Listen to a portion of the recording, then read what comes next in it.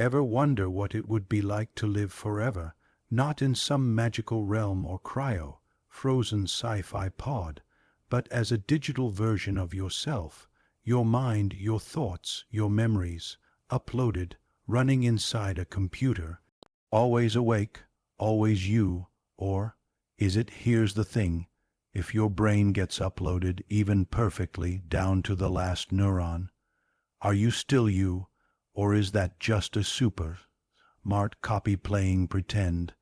This isn't just some Black Mirror plot twist anymore. Mind uploading is a real conversation among neuroscientists, ethicists, and tech billionaires who genuinely believe this could happen in our lifetime. And it raises questions no neural net can solve. What does it actually mean to be you? Can identity survive without a body? Could consciousness exist without anyone conscious? In this video, we're diving straight into one of the most mind-bending thought experiments of our time. Not just how the tech might work, but the deep, uncomfortable, fascinating question underneath it all: if your mind can live forever, what price does it pay to do that? Seriously, you're not ready for this one. Let's get into it. Mind uploading is the idea of transferring your mind, everything that makes you, into a digital format. It means scanning the entire structure of your brain, neuron by neuron, and recreating it inside a computer. There are two main theories on how it could happen: destructive uploading, where your brain is physically destroyed during the scan, and non-destructive methods, which replace your neurons gradually or map your brain without harming it. Imagine copying your brain's wiring like a high-resolution blueprint. If done perfectly, the digital version would think, remember, and even feel like you. But here's the catch. When it wakes up, is it really you? Or just pretending to be? The big question behind mind uploading isn't whether it can be done. It's whether the uploaded you is still you. Philosophers have wrestled with this for centuries. The biological theory says your identity is tied to your physical body. So if your brain is destroyed, you die, no matter what's copied. But the psychological continuity theory argues that if your thoughts, memories, and personality live on, so do you. Things get trickier with branching identity. Both the original you and the upload exist. Are both of you real? Imagine stepping out of a machine and seeing a perfect copy of yourself. Which one goes home? That tension sits right at the heart of digital immortality. If we could upload a mind, we'd also face a flood of ethical dilemmas. For starters, who owns the digital version of you? If it's stored on a corporate server, can it be altered, sold, or shut down? Then there's the question of rights. Should digital minds have legal protection? What if someone forces your upload to work, entertain, or exist forever without consent? Emotionally, things get messier. Can people truly grieve if your copy still sends messages? And what happens to your will or your property? Mind uploading could even deepen inequality, reserved only for the wealthy. So while the tech promises immortality, it could also create systems that exploit the very people it claims to preserve. Even if a digital brain perfectly mimics your behavior, does it actually feel anything? This is the hard problem of consciousness, known as the Qualia Problem. Qualia are the raw, subjective experiences, what red looks like, or what sadness feels like. A computer might say, "I'm in pain," but is it actually in pain, or just simulating the language of pain? This distinction matters. Because if your upload can't feel, is it truly you, or just an unconscious machine wearing your personality? Some philosophers, like Dennett, argue qualia are illusions. Others, like Chalmers, believe they're central to real consciousness. Without clear answers, digital immortality might mean surviving, without truly living. Let's bring it home. If mind uploading were available today, would you do it? On one hand, it offers digital immortality. Your thoughts, memories, even your sense of humor, living on in code. But are you truly surviving? Or just creating a convincing copy? And if both the original and upload exist, which one is really you? Imagine waking up post-upload inside a server, realizing your organic body was left behind. Would that feel like waking, or like starting over? Some might see it as an escape from death. Others might see it as losing what makes us human. Because answering that question means rethinking what life and death actually mean. Mind uploading isn't just a futuristic concept. It's a challenge to everything we think we know about identity, consciousness, and the meaning of life.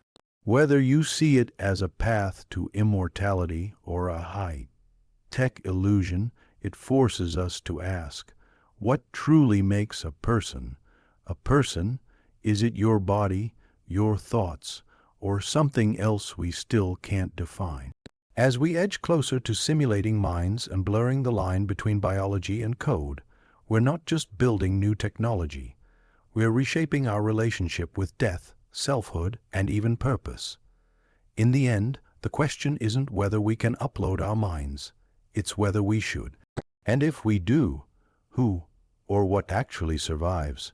There's a very old story that helps explain this confusion. The Ship of Theseus. If you replace every wooden plank on a ship, one by one, until nothing original remains, is it still the same ship? Now imagine swapping neurons for planks. If your brain is slowly replaced with artificial parts, neuron by neuron, is your identity preserved?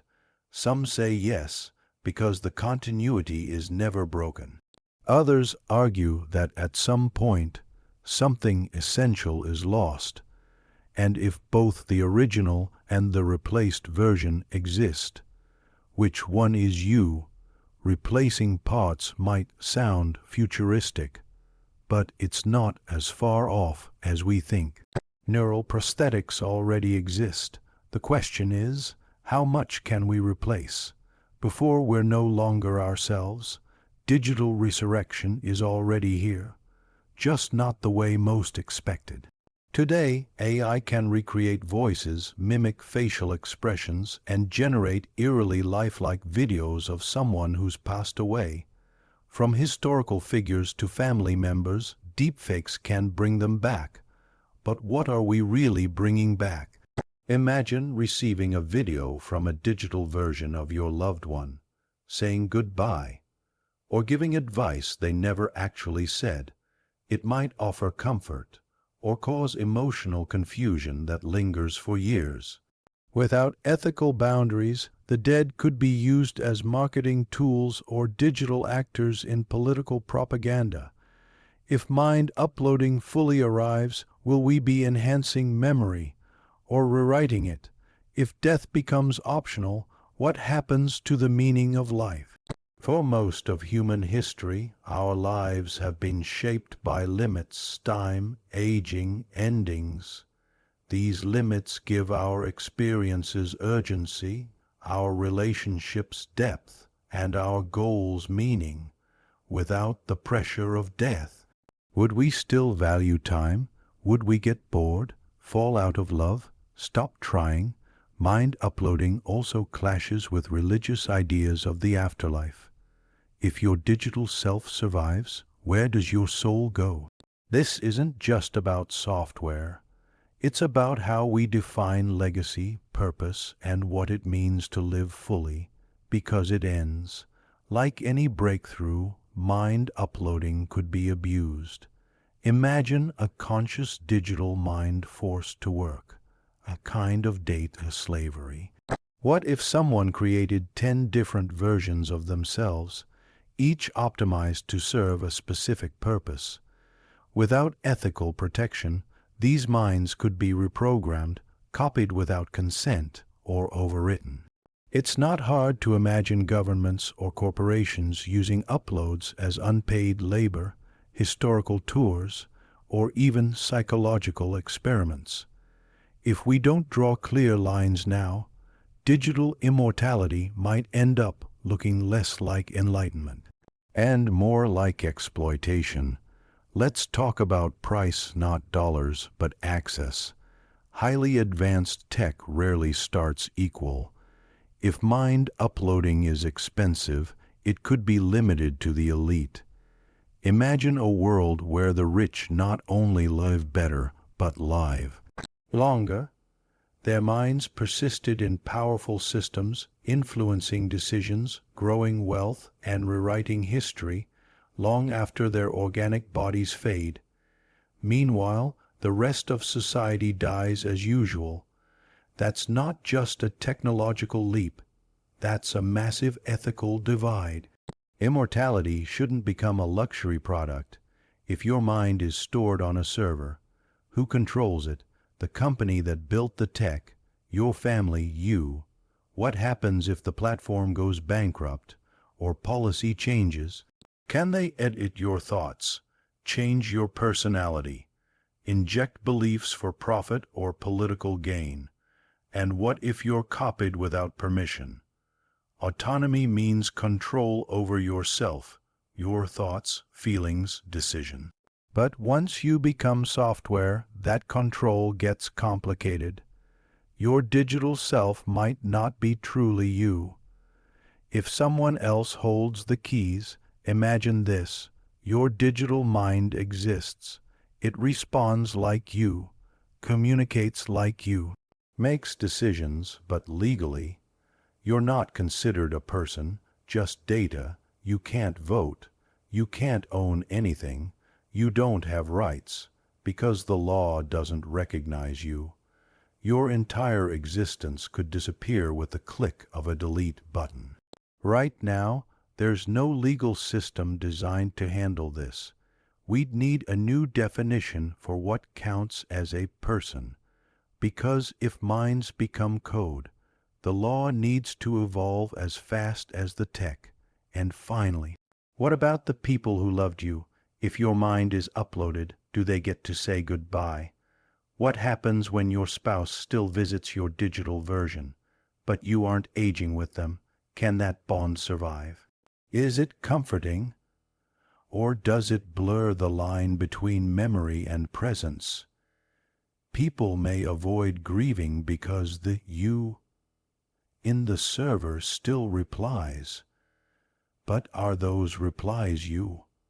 Or just a simulation of the last real conversation?